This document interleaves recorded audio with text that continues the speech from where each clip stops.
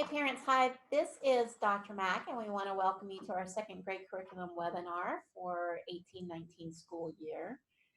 Just a few reminders before we delve into the actual content of our webinar today with the second grade team.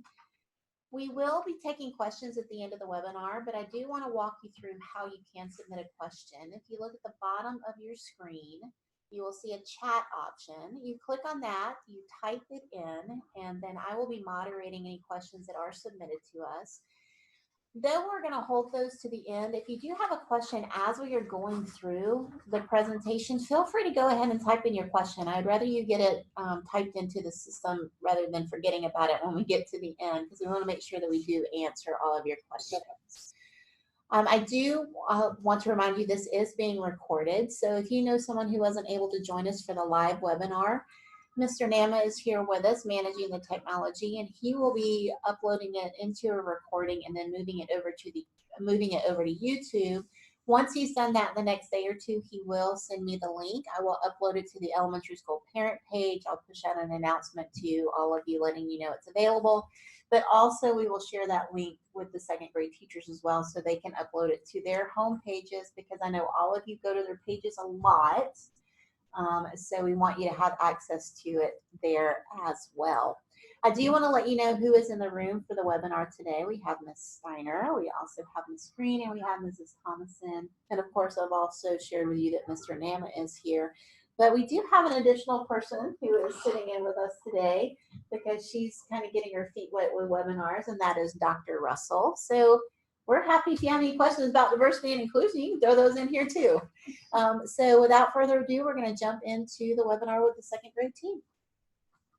Hey there, this is Ms. Steiner. I'm going to be starting us off with the topic of language arts. I'm not going to read everything, but I am just going to hit on some bullet points. Your child's weekly journeys tests will remain the same, consisting of 20 questions, 10 being vocabulary and 10 being comprehension based. Please remember that the concepts covered that week are interwoven into the questions. So be sure to quiz your child, and I give some resources at the bottom that may help your child prepare for that. And as you're all aware, at the end of one unit, which consists of 5 weeks worth of 5 lessons, 5 stories, they are given a benchmark test, which will cover all of the concepts that we taught during those 5 weeks. We usually send a review home for that, which you should have at home right now so that you can prepare for Unit 3 benchmark test, which is next week. All right, this is Miss Green. I hope you guys are having an awesome afternoon. I'm going to be piggybacking off of the language arts subject, moving into writing expectations. Second semester is so exciting for us because we get to see your kids really bulk up their writing and become really amazing writers. And because of this, we already know that they have the skills necessary to become these great writers. And so what we are looking for in this semester is that your child is demonstrating an understanding of capitalization and punctuation. So understanding that sentences start with a capital letter, proper nouns start with a capital letter, and making sure that they are ending their sentences with the proper punctuation. This is an expectation across the board with all 3 teachers, not only in their classwork, but their homework as well. So we would love your help in helping to encourage your child to look over their work, revise and edit, because oftentimes your child already knows what they're missing if they just take the time to slow down and reread over their work. And on top of that, we are also expecting learned spelling rules and learned sight words to be spelled correctly on homework and classwork as well. And if you all would just continue to help us out at home to encourage your child again to just slow down, take their time, ask themselves, does this make sense? Is my sentence structure correct? Because once they get into those habits, they'll stick with them as they continue on through elementary school. All right, this is Julie Thomason. I'm going to talk about the book reports. You should have the latest information at home for the book report that's due next week, Windows and Mirrors. We sent that packet home a little while ago. You should already hopefully have your book and be reading it, and have all that information on our website that you can look at. And you have the packet, and we also sent home the bag for them to bring everything in. Every time we do a book report, it's going to be during our benchmark week, so just keep that in mind, and that kind of gives us more time that we can grade them and present them. Make sure you have your child practice presenting them at home. This really gives them the confidence to present in front of a group, and really helps them with their public speaking and such when they present those book reports. Also remember that this is your child's book report, and really have your child do most of the work. Of course, you can help them and review and help them with spelling and sentence structure, but be sure that you read the rubric and follow directions, and have them have their own responsibility and do it by themselves. We will have a benchmark week right after spring break. However, we won't have a book report then, because we're nice people and we don't want you to work on your book report all of spring break. So that'll be a nice little break for you. And then we'll have one last one at the very end of the year. It'll be a cereal box report, and we'll send home information for that later on. So hopefully you're working on your Windows and Mirrors, and we're excited to see them next week. Me again, Miss Steiner. Okay, I'm going to be talking about spelling again. Same format that we've had since August. You'll have 10 words on the front that will usually be the concept of the week. I know that because I'm the one that makes the tests every week, I will typically pull words from past weeks that I know children haven't quite grasped yet, and you will see a repeat of those words until I feel we've mastered those. On the back, you'll still have 2 dictation sentences and 1 visual memory sentence. Again, as Ms. Green mentioned, we are looking for capitalization and punctuation. I know I go out of my way to be obnoxious in how I read the sentences, so that there's no way they would miss the correct punctuation that I'm trying to give them a hint about. Also, next week, you can be looking through the benchmark review packet, so you are prepared for the phonics portion of the benchmark test. Which I actually just finished creating, and it looks just like your weekly spelling test plus an additional component. Next week is mostly going to be art-controlled words, vowel teams, and sight word recognition. So make sure that you look over those. There are a few contractions in there as well. And as I mentioned before, for language arts, there are some resources at the bottom that you can read about. And if you have any more questions, you can go to your teacher's webpage or email them. All right, we're moving on to social studies. Nothing is really going to be changing this semester with social studies. We're going to continue utilizing our benchmark weeks to incorporate some social studies for your child. So next week is a perfect example. It is our next benchmark week, and we will replace our language arts and spelling lessons and tests with a social studies unit, which the kids always get super excited about. This year, we're still focusing on Georgia history, people and places. So we delved into that last semester a little bit, but we're going to continue with that this semester.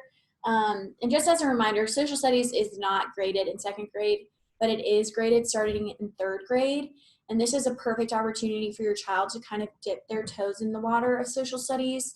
And it's especially exciting to see them this semester have fun with it, but not only that, they know that they can handle that on top of language arts and math. All right, go math. This looks like a lot, but don't worry, I'm just going to go over the key points, and you can feel free to read along as I talk. I know the main thing with math is learning the different strategies. We want you to please take advantage of those QR codes that we send home with the homework. Those are for your benefit and can take you to the video that shows you the specific strategy that we're learning that day. We will go over the Go Math website in just a minute and show you kind of how to work that. Moving on with the expectations, second semester we especially are stressing showing your work step by step, and this is going to be counting for grades. So if students don't show their work, they will be counted off. That really helps us show, even if they get the correct answer, that they will know how to do it the right way and that we can be prepared for the next lessons to come. Moving on to the next slide of math. I want to jump in right Sure. at that last one with the expectations, because I just want to give you guys a view of what's coming with that. I know many of you are like, oh, why do we have to show you the process? Why do we get counted off for that? Don't we just need to get to the correct answer? The focus of this math program and the focus of our school towards math is we need to understand that your child understands the process of getting to the answer. So getting the right answer is awesome, and that's what we want to see, but we need to know that your child understands the process. And the way that we know that your child understands the steps and process to get to the answer is by them showing their work. This is going to be a constant all the way through. So if we can build those habits now, it'll make their journey in math so much easier as they go through St. Martin's, because that is consistent with the math program. We are going to require that they show their work. So it's good just to get them into that habit now. Mm-hmm.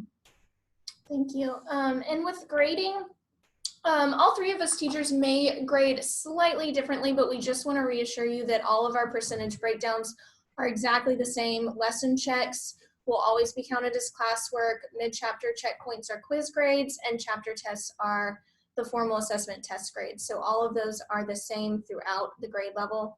And coming up through the next semester, we just want to give you a heads up that we'll be talking about triple-digit addition and subtraction. With and without regrouping, we'll be talking about money, we'll be talking about time, measurement, data, fractions, all that fun stuff will be to come second semester, so be looking forward to that. And I think at this time, Dr. Mack is going to show us some Go Math Online just to help you out a little bit. Okay, so parents, one of the reasons that we chose Go Math, not only of the rigor of the program itself, which we felt like our students needed to be pushed more, quite frankly, with the math program than what we had previously. But what we really liked about this math program is that it has a really robust online resource for parents as well as for students. So one of the things that I want to make sure that all of you know how to do is log into Go Math. Now notice that the website that you go to isn't Go Math. It's actually Think Central. That's the actual connection that you use, the portal you use to actually get into the Go Math online. Once you get to the Think Central website, notice that you'll choose your country, your state. Now district, and this is what usually kind of confuses parents a little bit. You want to click that down arrow and select private school. Once you select private school, you'll go down to the next section where it says school, and once you click on that down arrow, it'll give you a list of all the schools to choose from, and you will navigate to St. Martin's Episcopal School and then go ahead and use your child's username and password to log in. Now I know that the teachers since the beginning of school have put the information on their webpage about how to access Go Math. So if you have any questions about the accessing of it, all you have to do is navigate to your child's webpage. And if you look over, I'm visually envisioning Ms. Steiner's page. So I'm going to use her format, but the other two might be a little different. If you look over to the right and you scroll down, you'll see a section that Ms. Steiner has on Go Math where she really walks you through with the website, what to click on, how the username and passwords for the children were established. But if you have any issues with logging in, all you have to do is reach out to your teacher, or you can reach out to me and we'll help you navigate that as well. So once you do actually get logged into Go Math, these are the pages that we really want to highlight for you as parents and as for students. Now, if you look on the left side of your screen, you'll see that we have starred a section called Things to Do. The only time you would have something show up in this section is if your teacher actually assigned something through that portal. I will tell you that really becomes used more as you enter 5th grade. I know Ms. Larson assigns lessons and homework via this portal occasionally with the 5th grade students. But the one we really want to point out to you is the one, My Library. That's going to be the section you want to go to that will give you access to a lot of things that can support you in helping your child with his or her homework, as well as your child starting to use this resource on their own. The 2 sections that I really want to point out to you as parents, the first one, if you look over here, is this one right here called Math on the Spot Videos. This is a phenomenal resource for you as parents as well as for your child. We know that you did not grow up with a math program like this. So we want to provide resources to you because your child's going to come home. You're not going to necessarily understand the process or steps that were taught in the classroom, nor the verbiage that's now used with math. Those Math on the Spot videos absolutely are directly related to how it was taught in your child's classroom. So if you click on those videos, navigate to the chapter that your child is doing and even the lesson within that chapter, you can watch those videos and it'll help you also understand how it was taught in class, but also your child can watch those videos to get that reinforcement and repetition that he or she might need. Also, the other thing I want to highlight in here is down at the bottom, and this is the interactive student edition. Now, I know that your child never, ever, ever gets home without something that they should have for homework. That never happens. The beautiful thing about the math program is if for some reason they are out sick and you don't have the workbook at home, or they have homework and they didn't make it home with the page you're supposed to do in math, if you go to this student edition, it is just an online version of their actual math workbook, so you can get to those pages from home. The only other thing that I'm going to want to point out to you also is this section right here, if I remember correctly, the iTools Primary. If you don't know what a word means in Go Math, there is a built-in dictionary or e-glossary into this system where you can actually go to that section of Go Math, look up that word, and it will give you a definition or what that word means, so that also helps you navigate the homework. And I just want to piggyback on top of what Dr. Mack said. As she mentioned, we know this is very unfamiliar and somewhat uncomfortable for a lot of you. I know when the 3 of us are prepping to teach a lesson, we have to sit down with the teacher edition and study the steps as well. It is a lot. So what your child might be bringing home, we might also have specific strategies as to how we're breaking down the steps to get to the answer. It might not necessarily be on that specific math page that your child comes home with, but know that we're teaching them strategies at school, so it makes a little bit more sense. And with that, I'm going to keep going into time tests, which, I personally know my math facts because my mom bribed me with Barbie doll clothes when I was little. So thank you, Mom. No one really cares for time tests because you automatically feel all this stress and pressure. So I'm going to go ahead and tell you, just like I tell the children, what is coming. Second semester, we tweak the percentage just a little bit because first semester, we don't give them a grade for time tests. So you'll notice at the bottom that your child's time tests is going to be 10% of the math grade.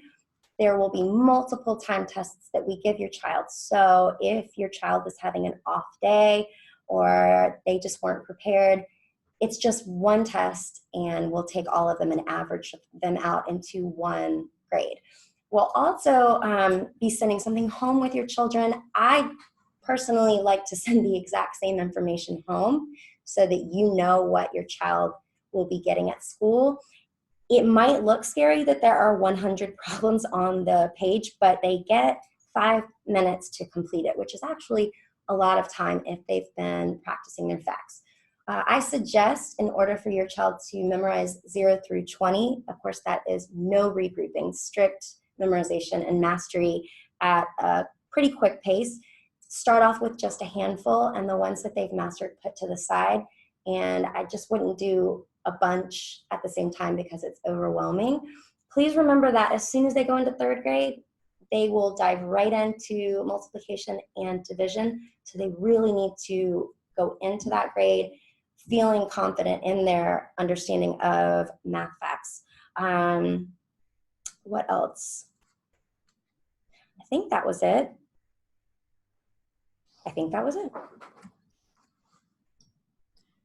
All right, Miss Green again, hello. Being second semester, we're already looking ahead to next year, which is so crazy. But February 2nd, I believe, is when summer camp signups are open, and we would highly encourage you to sign your child up for the Rising Third Brush Up camps. I always see so much positive, impact for the students that get to go to the brush up camp, whether it's Rising Second or Rising First. It gives your child a ton of confidence that going into the new school year that oftentimes they need, especially moving down to the second or the mid-level. They get lockers, there's a lot of exciting things happening, but it also can be kind of an overwhelming and scary time. And so this camp allows them not only to meet some of the teachers, but also to get kind of like an overview and a little preview of what they can expect in third grade. So just be staying tuned into our teacher web pages, but also your emails to see when you could potentially sign up for that summer camp for next year. Okay, with lunch, Ms. Thompson again. I'm going to talk a little bit about lunch. Seating right now, students are allowed to sit wherever they'd like during our lunch period. That kind of is a privilege based on how our manners and behavior goes at lunch. So we reinforce this a lot in school, but make sure that you're reminding your students at home too that this is a meal time and they need to make sure they are on their best behavior. They're using their drinks and utensils the right way. We're not running around. We're using 2 hands holding our trays. When we're in there, 3rd and 5th grade is in there also, so it can get kind of loud and kind of crazy at some times. So that's why we really need to be on our best behavior so that nobody gets hurt and it really is a safety issue. With visitors, just be sure that you come on your exact date that you're supposed to come. We don't have much space for everyone to sit, so that's kind of why we stagger that. And one of the main things that we remind you is just not to get out your phone and take pictures. I know it's so tempting and you want to take a picture when you're visiting your child at lunch, but it can get them really riled up and we're all taking selfies, and it can be a whole other thing where we get louder and out of control, which we're trying to avoid in that setting. So thank you in advance for that. All right, Ms. Steiner again for field trips and other dates. Well, a perfect week to talk about this because your child does have a field trip this week. It's one of their favorites. It is an in-house field trip, which means High Touch, High Tech will be coming to the classroom. It rotates to each classroom for 1.5 hours. And I think my class starts it off first thing after announcements on Thursday morning and then rotates on to the other 2 classes for the remainder of the day. The Wizard of Oz comes up in April. We'll be going to the Alliance Theater to see that performance, which I'm really excited about. This year, the choral concert for 1st and 2nd grade is it's on a different month. I believe last year and in years past it's been in November. It is now going to be Wednesday, February 13th, and that's 6:30 to 8 o'clock p.m. We're pretty sure that's what the time is going to be.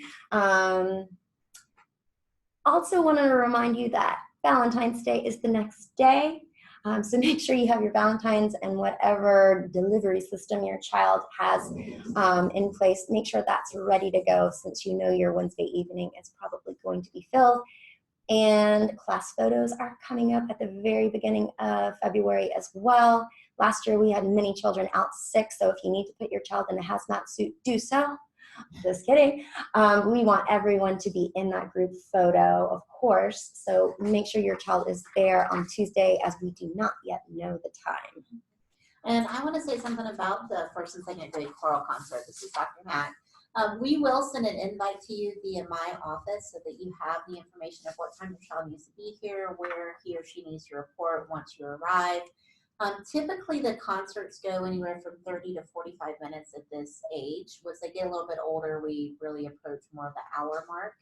for these concerts. So as you're planning, just know we'll probably be done or between 7 and 7:15 that evening. But you will get an invite. It is required attendance for your child because it is a part of their music grade. All right, Miss Green, again, I am going to be talking about weather and uniform reminders. I don't know if you noticed, but it's freezing outside. And Miss Green did not bring appropriate layers today, so I'm feeling the burn. And I just wanted to remind you about this because we, as far as recess goes, we are always going to go to recess unless Dr. Mack looks at the winter weather advisory. And so we're all just going to plan on bringing lots of layers, and I'm reminding myself of that right now. And this is especially important because in second grade, we switch out for PE. So I've had to do a few reminders in my class, but make sure if we are switching to PE uniforms and then we have to go to recess, there's a lot of moving parts, as we know, especially in the bathroom with uniforms and the craziness that happens during the changing time, that you and your child pack their longer sweatpants for PE if you can, just we're avoiding catching a cold. But make sure you're just bringing layers. Just as a reminder, school coats, jackets, sweaters, and sweatshirts are required for indoors. However, your child obviously may bring other jackets and coats when we're outside for recess and carpool. And going back to that crazy changing time, please make sure we are labeling our clothing for your child. Things that are just you would never believe. I mean, socks, belts, underwear, who knows? It happens.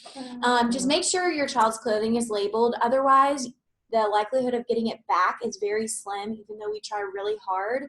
So as long as you have your clothing labeled, we will almost always be able to get it back. So those are just a few good reminders, and erring on the side of caution, please dress your kids warmly for school. So like no shorts in January? No. Okay, cool. All right, parent-teacher conferences, our favorite topic. We are going to have our second semester parent-teacher conferences February 22nd. That is a no school day. So make sure that you have childcare taken care of. It's an adult-only conference. Explorers is usually open to sign your child up there if you want to bring them with you. Sign Up Genius will go live on February 4th. Every teacher will have their link posted by 4 p.m. so you can sign up for a time that's most convenient to you. If for some reason you cannot make the 22nd, no worries. Your teacher can reschedule a conference time the week after. We will not be doing conferences anytime beforehand just because we have to have time to get everything prepped. So just let us know if there's an issue, and we are flexible to reschedule that for you. One of the things that I wanted to do at this point before we jump into questions is to bring up the school website and just show you some of the highlights that I think are most important for you to know as a parent. Just a heads up that when your child moves into third grade, that's the year that children are issued a username and password for the St. Martin's website, as we continue to help them become more independent learners and to take more responsibility for gathering information and accessing things that teachers have posted. So first I want to say, Sharice, if you're on, thank you so much. We are impersonating you so that we can show a view from a parent perspective. Because if I were to log in as myself or the teachers, you would see so many options that would not reflect what you would see. So what I really want to show you is when you log in, you're going to initially navigate to what is our resources board. The resources board is a fabulous resource just for all school communication. And you'll note one of the things I want to highlight here is you see this 1920 key dates. If you are already planning spring break for next school year and you want to know when we have spring break tentatively set, that's where you will want to go to be able to look at those key dates for next year. It by no means is it an exhaustive calendar. What we really try to do is just give you some highlights that we think are most important for you to know in planning for things such as Christmas break for next year. When are we planning conferences next year and things like that, where you may need to go ahead and navigate childcare, and we try to give you a heads up with that. Now, the other thing that I want to show you is once you log in, you will see your child's name. You'll see that Sophia is up here. If I click on that, the one area that I really want to show you guys, and this will change a little bit as your child gets older because more options will become available to them and that they will need to be able to use. But notice right here, this is, of course, all of you, I'm sure you know how to do this, and this is where you get access to the formal reports that we do, conference reports, progress reports, and of course, end of semester report cards. And if your child has been here multiple years, if you click that down arrow, it will actually allow you to navigate to previous reports from other years as well. I showed that to third graders earlier this year, and they were excited to read things from beginners and pre-K, which was quite funny. They had no idea why their teacher would want to assess them on whether or not they could go to the bathroom. But the big thing that I wanted to show you, and I'm going to pull up Miss Green's homeroom page. This is your one-stop shop at this level of elementary school. As your child gets older and they really start having multiple teachers, you're going to be navigating more teachers than just one. But if I click on Miss Green's homeroom page, you'll see that the second grade teachers do a phenomenal job of putting information up on their webpage. You'll see that she has announcements here for her class, some photos. She has a video, which is pretty cool. Over here, you notice that she's got that Think Central information here. That's the Go Math as well. And then up at the top, you have important events that she's pulled into her web page as well. Now, know that each teacher can choose their own format. Like I shared with you earlier that I know Ms. Steiner puts a lot of things to the right side of her web page. So what I want to impress upon you is you should be getting into the habit of not only just relying on notifications that get pushed out to you in your email or your text, but also regularly go to your child's web page and actually look through the information that's posted there. Because some of these things would not be pushed out as a notification while other things would. And I would hate for you to miss some of that information because you're not actually logging into the website and navigating to your homeroom teacher page.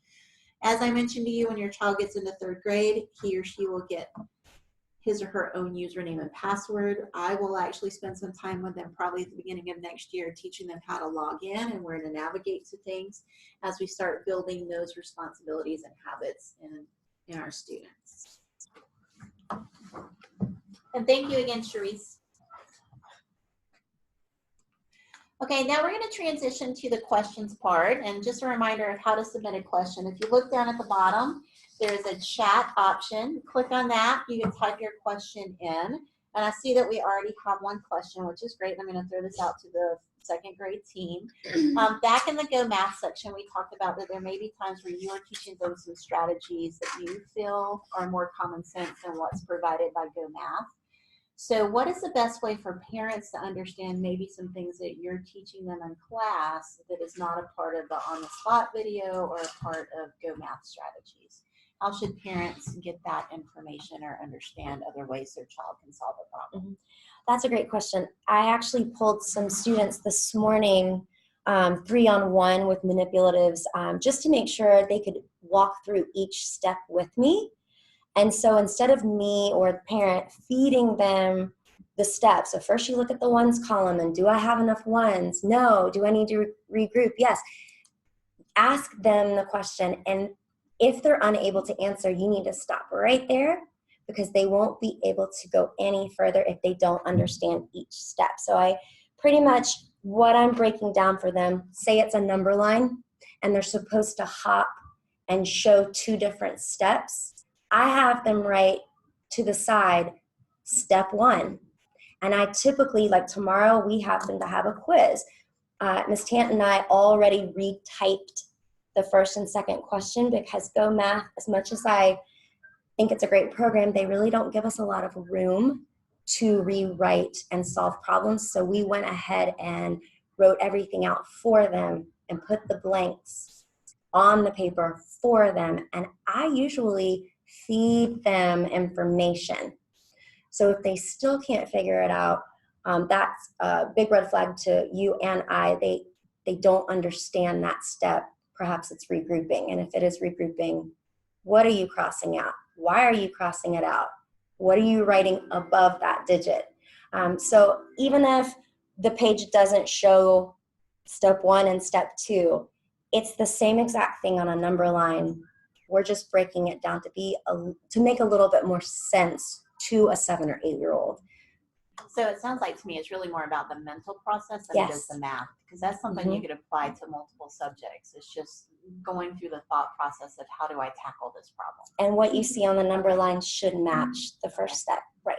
Okay, and I would also say to parents that if you have any questions at all about what your child is learning, what they're able to do in their homework, absolutely email your child's teacher, because if there is a strategy, an actual math strategy that they've taught outside of how Go Math presents it, then they can either call you and walk you through it, or if it's something they can quickly do via email, we can do that as well.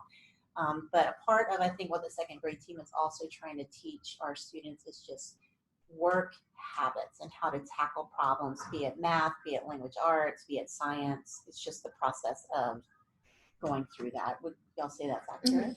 I would piggyback off on that. This is Miss Green, and not necessarily that I'm teaching them any different ways than the Go Math is, but if they ever have trouble in my classroom understanding concept, obviously the first thing is I would love to work with them one-on-one, but piggybacking off of what Dr. Mack said, work habits and taking responsibility, they always have some type of step-by-step guide that we have broken down in class, and I have put that on our website, and if they think that they need it, then it's their responsibility to take it home, so it will help not only them, but you understand as well. So if you ever have questions, email me. Another question has come in. Awesome. I love this. Y'all are asking questions. What, if any, exposure are the kids getting to using computers in second grade? I'm glad you asked. Because they're getting a lot. Use of school website or just general computer use, getting with using computers. So what are you guys doing? Well, this week this is Miss Green again. I started Tech Time with Miss Green. And we are learning keyboarding skills in the computer lab on Mondays in replacement of our Spanish block. So 11:10 to 11:40 on Mondays, we're doing strictly keyboarding for now. And right now we're actually using the Chromebooks in the classroom to type out our creative writing stories, which are amazing. The kids look so cute typing their little stories. Are like little college kids. But we are going to try to do it at least for my classroom twice a week. And stay tuned for those precious little books. And also check out Instagram. Oh, yes. This is Ms. Thomason. We're also renting out the computer lab once a week from now on in the guidance block. So we'll be down there working on typing, and same type thing that Miss Green's class is doing. We'll keep you updated. Same thing. I have a Twitter if you want to find out what we'll be doing this semester. And it's Miss Steiner. Miss Tant has been kind enough to put an entire program together for my class. Because we don't have guidance anymore, we have 30 minutes extra, and we're deciding to take the kids Friday, since we only have one co-curricular on Friday. She's taking them down for a good 30 minutes before lunch, so 11 to 11:30, 11:35-ish. And she'll be doing fun games and activities, and also teaching them typing skills and what all the keys mean. Some Fridays, I do have center time. It really depends on what our week looks like. We will get the iPads out, and we have tons of apps that the children can play on as well. And getting back to, in terms of use of the school website, we introduced that to them at the beginning of third grade. So right now, if you wanted to, as parents, that when you log in, if you want to show them the various features of the website and what they're going to be learning next year and how you use the website, that would be a great introduction as they move into third grade and they're expected to start taking that ownership on.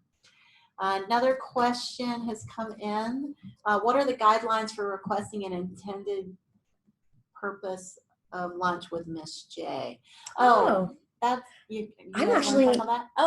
I think they usually write her a little love note and put it in the mailbox. Right. Yeah, they can write her a note and put it in her mailbox.